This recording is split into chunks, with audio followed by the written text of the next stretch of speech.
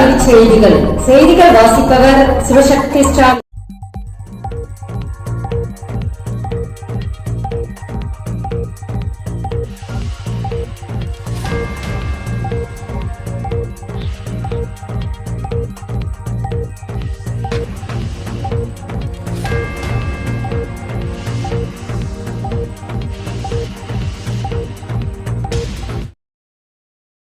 CBSE 10 மற்றும் 12ஆம் வகுப்புகளுக்கான பொதுத் தேர்வு அட்டவணை வெளியீடு.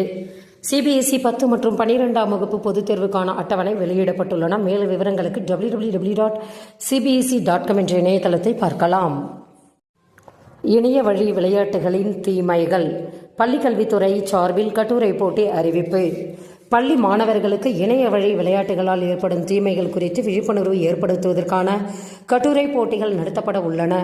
இது குறித்து பள்ளிக்கல்வித்துறை இயக்குநர் கண்ணப்பன் அனைத்து மாவட்ட முதன்மை கல்வி அலுவலர்களுக்கும் அனுப்பியுள்ள சுற்றறிக்கையில், தமிழகத்தில் அரசு பள்ளிகளில் 9 முதல் 12ஆம் வகுப்பு வரை பயிலும் மாணவர்களுக்கு இணைய வழி விளையாட்டுகளுக்கு அடிமையாதல் மற்றும் அதனால் வரும் தீய விளைவுகள் குறித்து விழிப்புணர்வு ஏற்படுத்தும் வகையில் தமிழ், ஆங்கில மொழிகளில் கட்டுரை போட்டி நடத்துமாறு தமிழ்நாடு இணையவழி விளையாட்டு ஆணையம் அறிவுறுத்தி உள்ளது.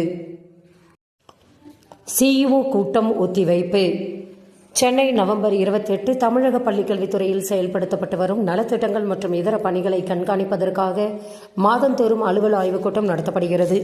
இதில் துறை சார்ந்த செயல்பாடுகள் தொடர்பாக விவாதிக்கப்பட்டு அடுத்த கட்ட பணிகள் மேற்கொள்ளப்படுகின்றன. இதில் பள்ளிக்கல்வித்துறை அமைச்சர் அன்பில் மகேஷ் பொய்யாமொழி, செயலர் மதுமதி, இயக்குநர் கண்ணப்பன் போன்றோர் பங்கேற்க உள்ளனர். முதன்மை கல்வி அதிகாரிகள் பங்கேற்க இருந்தனர். வங்கக்கடலில் உருவாகியுள்ள புயல் காரணமாக தமிழகத்தில் பரவலாக கனமழை பெய்து வருகிறது. இதனால் மழைக்கால தடுப்பு பணிகளில் அமைச்சர்கள், அதிகாரிகள் ஈடுபடுத்தப்பட்டுள்ளனர். எனவே வேலூரில் இன்று தொடங்க இருந்த கூட்டம் தேதி குறிப்பிடப்படாமல் ஒத்திவைக்கப்பட்டுள்ளது.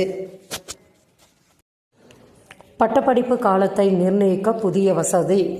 பட்டப்படிப்பு காலத்தை அதிகரிக்கவும் குறைக்கவும் மாணவர்களுக்கு வாய்ப்பு தரும் புதிய திட்டத்தை அறிமுகப்படுத்த யுஜிசி திட்டமிட்டுள்ளது. வெளிநாடுகளில் பட்டப்படிப்பு காலத்தை நிர்ணயித்துக் கொள்ளும் வாய்ப்புகள் உள்ள நிலையில் இந்திய உயர்கல்வி நிறுவனங்களிலும் இதுபோன்ற வாய்ப்பு வழங்க வரைவு திட்டம் வெளியாகி உள்ளன. இது குறித்து மாணவர்கள் கருத்து தெரிவிக்கலாம். அதன் அடிப்படையில் இத்திட்டம் செயல்படுத்தப்பட்டு வரும். மாதந்தோறும் ரூபாய் 1000 கல்வி உதவித்தொகை. முதல்வரின் திறனாய்வு தேர்வுக்கு மாணவர்கள் விண்ணப்பிக்கலாம்.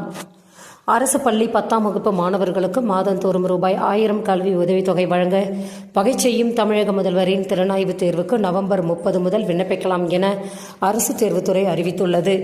மேலும் விவரங்களுக்கு www.dg.dn.government.in என்ற இணையதளத்தை பார்க்கலாம். செய்திகள் நிறைவடைந்தன. வணக்கம்.